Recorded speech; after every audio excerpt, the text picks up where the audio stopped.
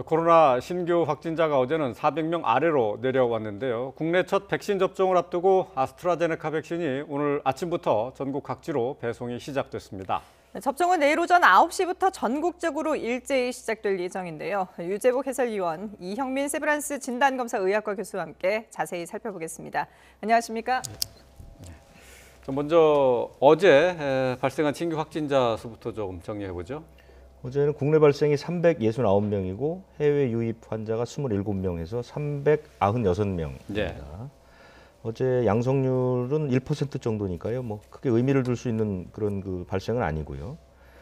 걱정되는 부분은 지금 이달 초에 거리두기하고 이제 각종 조치가 좀 완화된 뒤에 발생 추이를 가늠할 수 있는 지표 가운데 중요한 이동량이 엄청나게 많이 늘었습니다.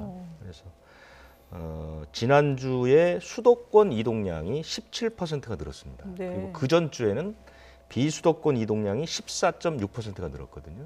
대개 이 이동량이 20% 이상 늘어나게 되면 확진 환자가 눈에 띄게 늘어나는 그런 지금까지 추세를 보였는데 네. 1월 초와 비교를 해보니까 42%가 늘었습니다. 그러니까 거의 한 배 반가량 이동량이 늘어났다고 네네. 보는 거거든요. 그렇게 되면 그 이동이 많다는 것은 이제 접촉이 많아진다는 것이고 그만큼 감염 위험이 높아진다고 보기 때문에 앞으로 발생량 추이를 보는 데 있어서 상당히 유의해야 될 지점이다 이렇게 보입니다. 예.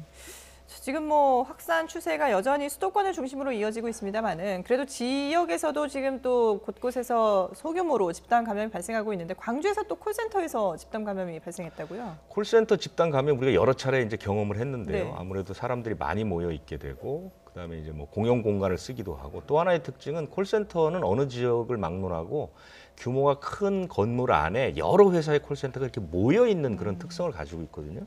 이번에 이제 광주에서 난 것도 광주 빛고울센터라고 해서 5.18 사업회도 들어있고 예. 이게 상당히 입주 기관들이 많은 곳이고 그다음에 이제 콜센터도 상당히 많습니다. 여러 개가 들어있는데요. 여기서 확진 환자가 나왔는데 지금 문제가 되는 것은 첫 번째 지표 환자는 22일에 확진을 받았는데 이 사람의 증상보다 더 먼저 그러니까 지난 17일에 근육통을 보인 사람이 있었습니다. 근데 이 사람이 일주일가량 검사를 받지 않고 그냥 지내다가 예. 네. 지표 환자가 나온 다음 전수검사에서 확진 판정을 받은 거죠. 그러니까 17일에 증상이 나타났고 23일에 검사를 받았으니까 일주일 동안 이 사람은 증상을 가지고 그러니까 아마도 이제 감염된 상태에서 많은 사람을 만났을 가능성이 있고요. 실제로 지금 이 콜센터가 들어있는 4층에서 26명이고 다른 층에 다른 사무실에서도 확진자가 나오고 있는 그런 상태거든요. 그렇기 때문에 일단 이 건물에 입주해 있는 상주 인력이 한 1,500명 정도가 전수검사를 행정명령을 아예 내렸습니다. 네네. 무조건 검사를 받도록 했지만 이것은 검사에 따라서 상당히 많은 환자가 나올 가능성이 있다 이렇게 보입니다. 네. 자, 지금 현재는 이제 어제 확진자 수가 396명으로 400명에서 잠깐 좀 내려온 상태인데 말이죠. 유재복 의원이 지적을 했습니다마는 수도권의 주말 이동량이 17%가량 늘어난 것으로 나타났는데 이게 주말 이동량하고 확진자 숫자 추세하고 어떤 일정한 동행 수치를 보입니까? 예, 맞습니다. 보통 이 코로나19와 같은 감염 질환 같은 경우는 아무래도 접촉을 통해서 전파되다 보니까 이동량이 많고 사람들의 만남이 많을수록 증가하는 양상을 보이는 게 맞습니다. 그래서 저희가 이러한 사회적 거리두기의 주요 지표들 몇 가지들 중에서 이동량을 굳이 측정하는 이유가 거기에 있는데요. 네. 그래서 이런 이동량 같은 경우에는 보통 이런 실제 감염에 선행하는 지표로 저희가 생각을 하면 될 것 같고요.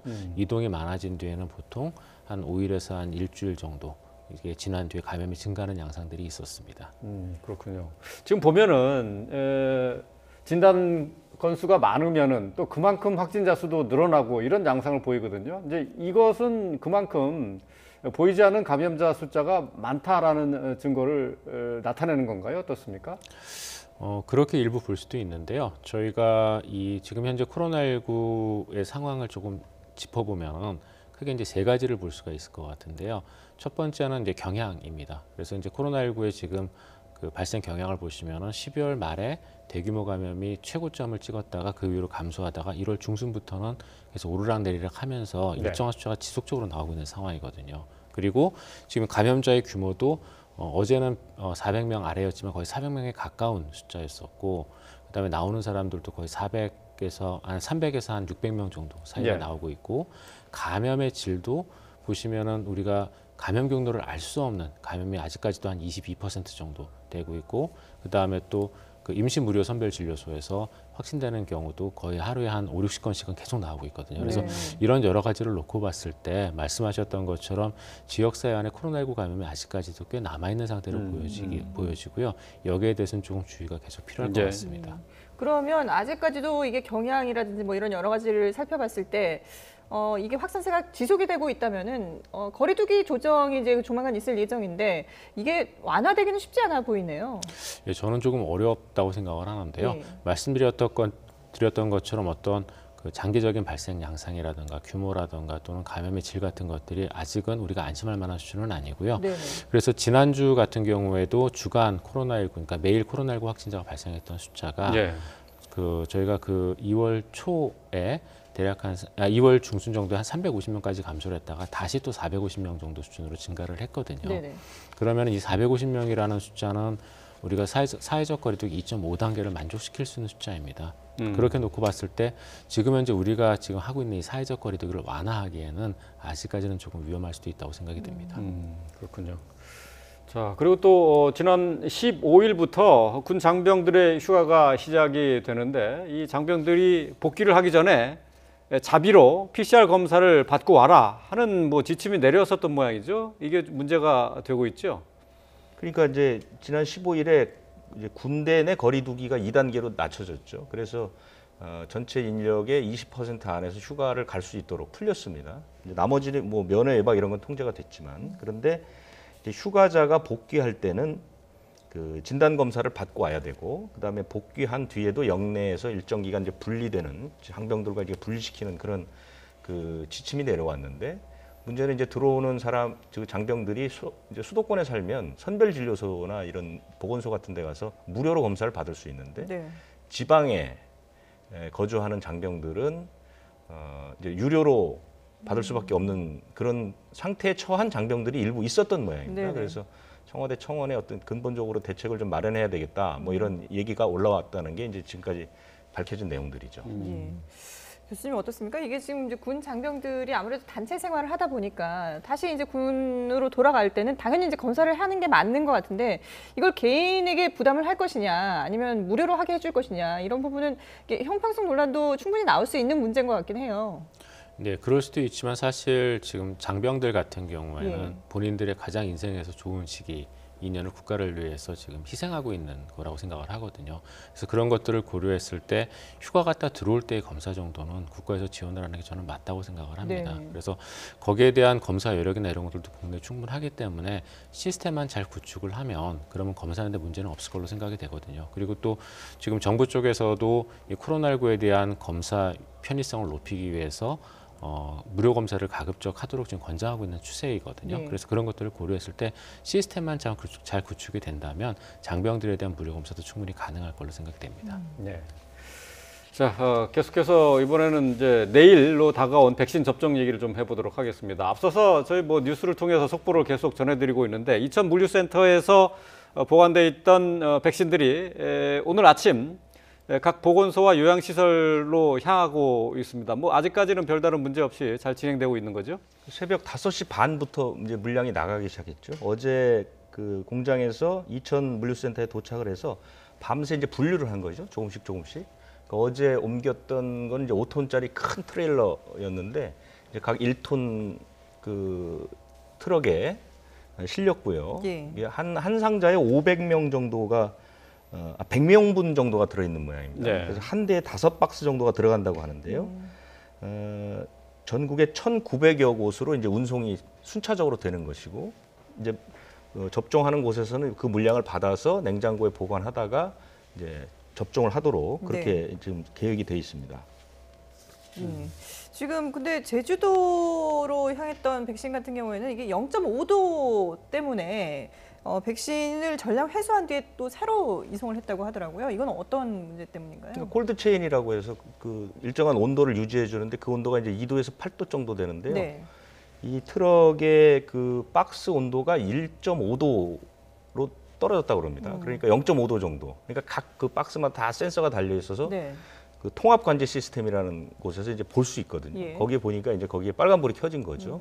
그러니까 규정 온도 밑으로 내려갔기 때문에 그래서 그 차도 바꿨고 예. 물량도 다 바꿨고요. 그래서 이제 뭐 제 시간에 제주도에는 도착을 한 모양입니다. 이건 예. 목포에서 배를 타고 넘어가기 때문에 좀 비교적 긴박한 상황이었는데 뭐 큰 문제 없이 교체가 돼서 됐고요. 그럼 그 물량은 어떻게 할 거냐? 예. 그 물량은 뭐 당연히 폐기해야 할 것 같은데요. 아직 당국에서는 정확한 결정 사항은 곧 발표하겠다 이렇게 밝혔습니다. 네. 어떻습니까, 이 교수님? 그 지금 2도에서 8도 사이가 이제 냉장 보관 온도인데 이게 지금 1.5도, 영상 1.5도인가 0.5도 내려간 건데 이거 폐기해야 되는 거예요? 아마 제 생각에는 그동안 저희가 그 경험했던 거를 봤을 때 효능에 큰 문제는 없을 걸로 생각은 됩니다. 네. 하지만 저희가 이제 작년에 독감 백신 관련된 몇 가지 이슈가 있었기 때문에 그런 이슈마저도 없애기 위해서 아마 이런 철저한 조치를 취하는 게 아닐까 싶고요. 그리고 또 비교적 이렇게 이런 문제가 생긴 거는 조금 안타깝긴 하지만 오히려 또 되짚어서 생각을 해보게 되면 이런 조치들이 지금 우리가 이런 백신을 운송하는 데서 생기는 여러 가지 문제들을 확인할 수 있는 조치들이 또 제대로 잘 진행되고 있다는 뜻이기도 하거든요. 그래서 네. 그만큼 또 신뢰도를 높일 수 있는 또 이벤트였다고도 생각을 하기 때문에요. 예. 그런 면에서 생각을 하면 좋을 것 같습니다. 그러니까 효능에는 큰 차이가 없다 하더라도 아무래도 이제 그 코로나19 첫 백신 이제 접종이다 보니까 한치의 오차도 없애는 그런 의미가 더 클 것 같은데요. 근데 문제는 이게 지금 이 첫 이송 과정에서도 이렇게 약간의 문제가 있었는데 그러면은 이 화이자는 오히려 더 또 관리하기가 까다롭지 않습니까? 화이자 배송에서는 더 좀 신경 써야 되지 않을까, 또 어려움이 있지 않을까 예상이 되는데 어떻게 보세요? 예, 맞습니다. 화이자가 이제 저희가 마이너스 75도 플러스 마이너스 이제 15도 네. 정도로 생각을 하는데요. 네. 분명히 화이자는 조금 더 엄격한 조건과 그다음에 까다로운 조건들이 있을 걸로 생각이 됩니다. 그래서 이런 화이자 백신을 운송하기 전에 어떻게 보면 이제 예행 연습처럼 저희가 잘 진행했다고 생각을 하시면 될 것 같고요. 네. 처음 하는 또 여러 가지 과정들이다 보니까 이런 뜻밖의 사태들도 일어날 수가 있는데 거기에 대해서 제대로 대처가 됐다는 측면을 저희가 조금 보는 게 맞을 것 같습니다. 네, 그렇군요. 자, 이제 내일 오전 9시에 백신 접종이 시작이 됩니다. 자, 그런데 이제 백신 접종은 사실 보건소와 각 요양시설에 나눠져 있는 백신을 동시에 접종하는 것 아닙니까? 그렇습니다. 그러니까 1호 접종자라는 게 그러면 각 요양시설이나 보건소마다 따로따로 있겠네요.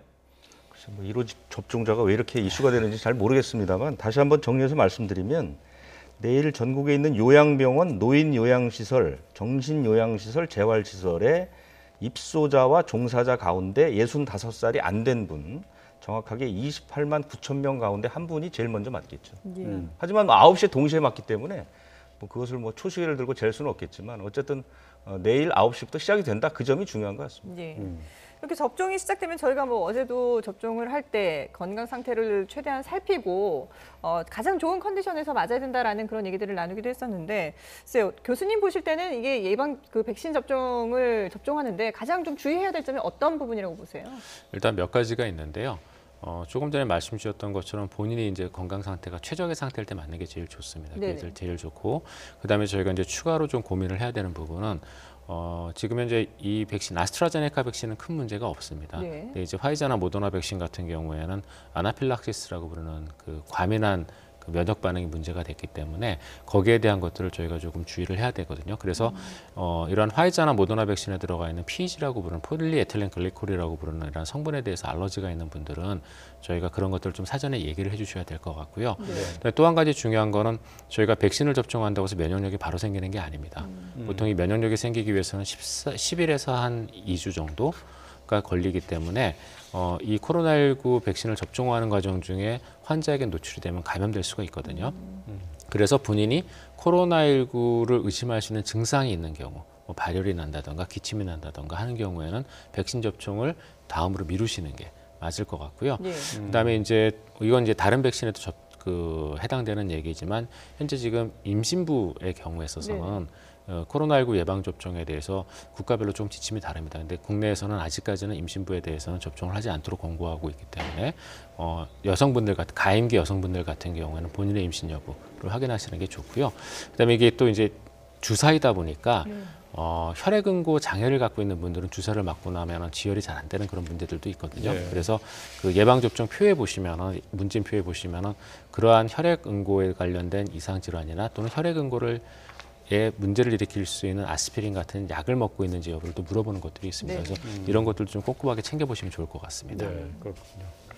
자, 조금 전에 이제 그 아스트라제네카 백신 또 화이자 백신 접종 이후에 이상 반응을 저희가 화면을 통해서 보여드렸는데 말이죠. 이제 여기에 일반적으로는 이 이상 반응이 흔히 저희가 맞고 있는 독감 백신과 비슷한 반응들이 좀 많이 지금 수록이 돼 있어요. 그러니까 보통 보면은 주사를 맞고 나면 압통이라고 해서 좀 뻐근한 느낌이 있지 않습니까? 이제 그런 걸 비롯해서 근육통도 있고 오한도 있고 한데 말이죠. 이런 정도의 이상 반응은 무시하고 지나가도 되는 거죠.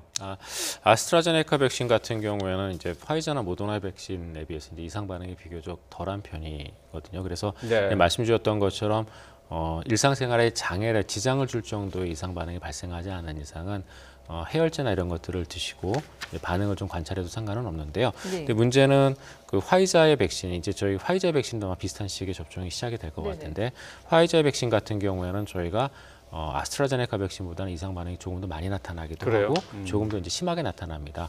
그래서 특히 이제 두 번째 접종을 했을 때 과도한 면역 반응에 의해서 전신적인 발열이나 또는 피로감 그다음에 그 통증을 호소하는 경우들이 좀 있거든요. 그래서 그런 경우가 전체 접종자의 대략 한 10에서 20% 정도인 걸로 알려져 있고 예. 특히 젊은 사람일수록 면역 반응이 강하게 나타나기 때문에 좀 더 힘들어한다고 합니다. 그래서 네. 그래요. 그런 경우에 있어서는 반드시 그 의료기관을 방문을 하시거나 해서 좀 조치를 받으시는 게 좋고요. 그다음에 고열이 나타나는 경우 예. 그다음에 말씀드렸던 것처럼 일상생활에 지장을 줄 정도, 뭐 예를 들어 팔이 너무 아파서 움직일 수가 없다. 이런 경우에는 와서 진료를 한번 받아보시는 게 좋을 것 같습니다. 그리고 이제 이것 외에 말씀드렸던 아나필락시스 같은 반응은 꼭 반드시 응급실로 오셔야 되는데 예. 이런 아나필락시스는 보통 주사를 맞고 30분 이내에 일어나기 때문에 그 주사를 맞는 곳에서 이 반응이 일어나는지를 꼭 보고 집에 가시도록 하고 있거든요. 네네. 그래서 예, 예. 그런 부분들은 좀 걱정을 덜 하셔도 될 것 같습니다.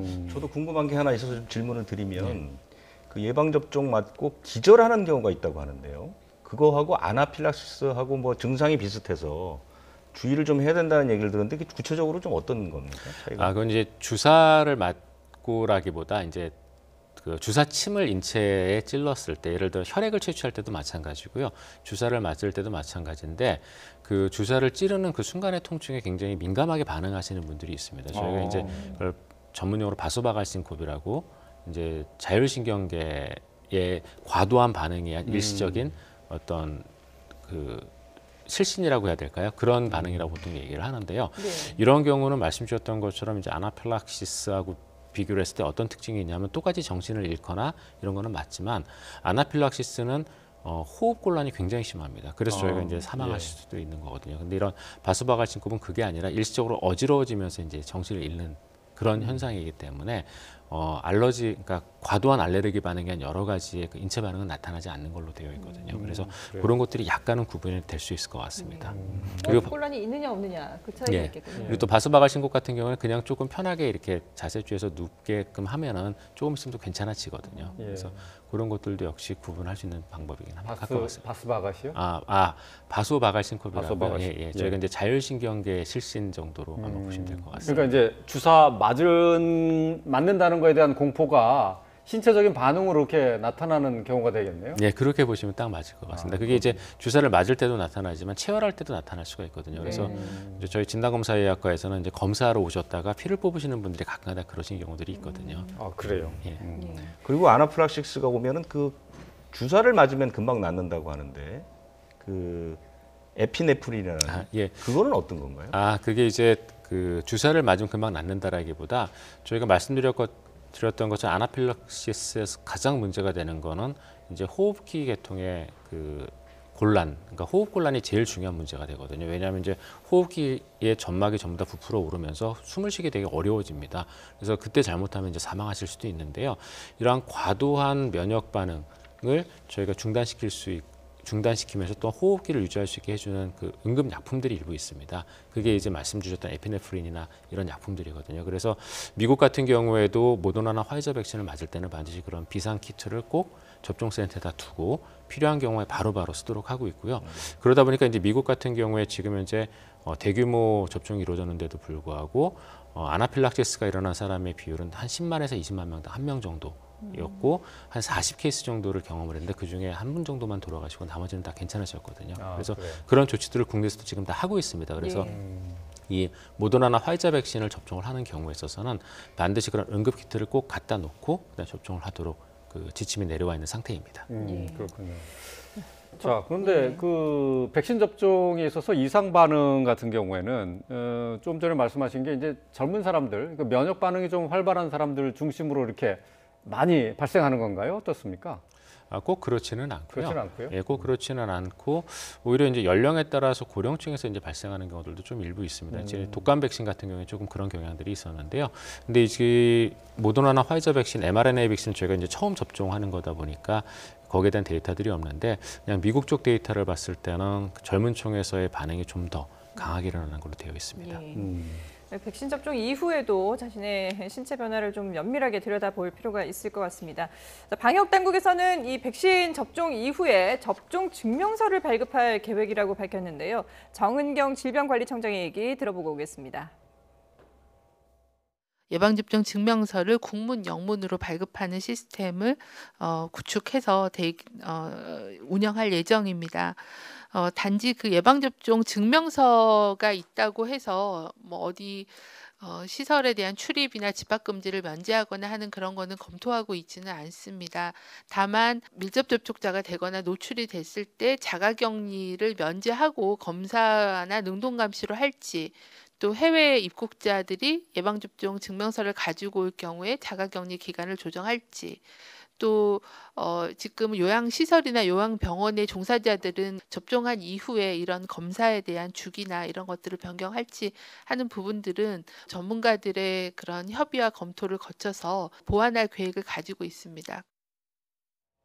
정은경 총장의 얘기를 들어봤는데 이 백신 접종 증명서를 발급하겠다라고 밝혔습니다. 이게 어떤 의미를 갖는 건가요? 지금도 발급을 하고 있습니다. 그 질병청의 예방접종 도우미 사이트를 가면요. 네. 예방접종 맞은 증명서를 발급받을 수 있습니다. 코로나19 그렇습니다. 백신이 아니라 다른 백신도 우리가 뭐 외국을 나간다거나 네. 이럴 때 이제 첨부 서류로 네네. 뭐 외국에 학교를 간다거나 할 때 뭐 예방접종 증명서 같은 거 떼가지 않습니까? 예. 그거하고 같은 거고요. 그런데 이제 이것으로 인해서 뭐 특혜를 주거나 혜택을 주거나 그거는 안 된다는 거죠. 왜냐하면 예방접종을 맞았다는 사실만 가지고 특혜를 받게 되면 뭐 사정에 따라서 또는 순서에 따라서 우리는 이제 연령대로 가니까요. 안 맞은 사람들 그리고 이제 뭐 임산부나 아까 말씀하신 것 임산부나 어린이들은 못 맞지 않습니까? 예. 아직은 그런 사람들은 상대적으로 형평성의 문제가 제기될 수 있거든요. 그러니까 그런 것들의 특혜나 혜택을 줄 수는 없고 다만 이제 뭐 자가격리를 좀 면제한다거나 밀접 접촉으로 판정 났을 때 그런 건 가능하죠. 왜냐하면 이제 맞았으니까 면역이 생겼다는 징표니까요. 외국에서 이제 이런 그 이른바 그 얘기가 나오는 건 이제 백신 여권이라는 건데 네. 우리는 아직 검토하지 않겠다라고 얘기를 했고요. 일부 나라에서는 이제 백신 여권을 소지해야 뭐 입국할 수 있다 이런 얘기들이 나오는데 그거는 우리도 음성 확인서라는 걸 좀 받고 있기 때문에 큰 차이가 없거든요. 그래서 이 문제는 뭐 앞으로 검토가 될지 안 될지는 좀 봐야 될 것 같습니다만 현재까지 당국이 밝힌 것은 하여간 백신 여권은 검토하고 있지 않다 이렇게 밝혔습니다. 그래서 이제 백신 맞은 분들에 한해서 접종 증명서를 발급한다는 게 어떤 면에서 보면은 백신 접종을 활성화하는 측면도 있을지 모르겠지만은 이게 오히려 빌미가 돼서 방역을 더 어렵게 하는 게 아닌가 그런 우려도 있지 않습니까? 예, 맞습니다. 이 접종 증명서라는 거는 이분이 이 접종을 받은 사람이 안전하고 다른 사람에게 전파를 하지 않는다는 의미가 아니라 사실은 그분이 접종을 받았기 때문에 이 사람은 코로나19에 감염될 가능성이 적고 안전하다. 이분이 안전하다는 의미로 저희가 받아들여야 되거든요. 네. 이게 무슨 얘기냐면은 저희가 코로나19 백신의 보통 효능은 크게 두 가지라고 얘기를 하는데 하나는 이제 중증 감염으로 가는 걸 차단하는 효능이 있고 하나는 아예 감염 전파 자체를 차단하는 능력이 있다고 하는데 중증 감염으로 가는 걸 차단하는 효과는 지금 많이들 입증이 되어 있지만 감염 자체를 차단하는 것은 아직까지 조금 근거가 부족합니다. 그래서 모더나의 백신도 그랬고 최근에 보고가 나왔던 그 얀센의 백신도 그렇고 무증상 감염 중에 일부 한 30에서 한 40% 정도는 전파가 가능하거든요. 그리고 또 코로나19 같은 경우에 기확진자 같은 경우도 재감염이 가능한 사례들이 꽤 있었습니다. 지금 전 세계적으로 사례 보고는 52건이 보고가 되어 있는 상황인데요. 네.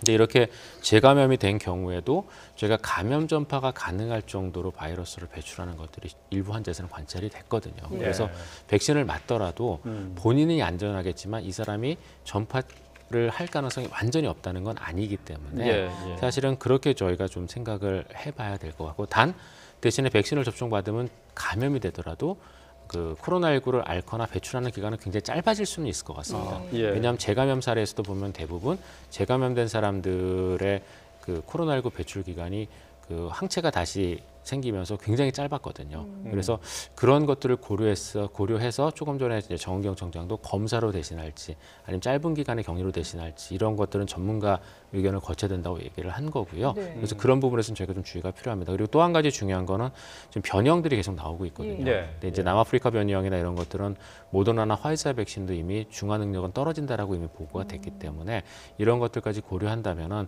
이 백신 접종 증명서라는 거는 내가 안전하다는 의미를 받아들여야지 네. 다른 사람들에게까지 안전하다는 의미로 받아들이는 건 조금 아직은 이를 것 같습니다. 그러면 이게 백신을 맞았다고 하더라도 마스크를 벗는다든지 이런 거는 안 되는 거잖아요. 그러니까 기본적인 방역 수칙은 계속해서 지켜야 되는 거군요. 예, 저희가 당분간은 지켜야 될 것 같고요. 그래서 이제 미국 쪽에서도 엊그저께 이제 닥터 파우치가 2022년까지 마스크를 써야 된다고 네네. 얘기했던 그 기반에는 그런 여러 가지 이유들이 있는 걸로 생각을 합니다. 예, 네. 알겠습니다.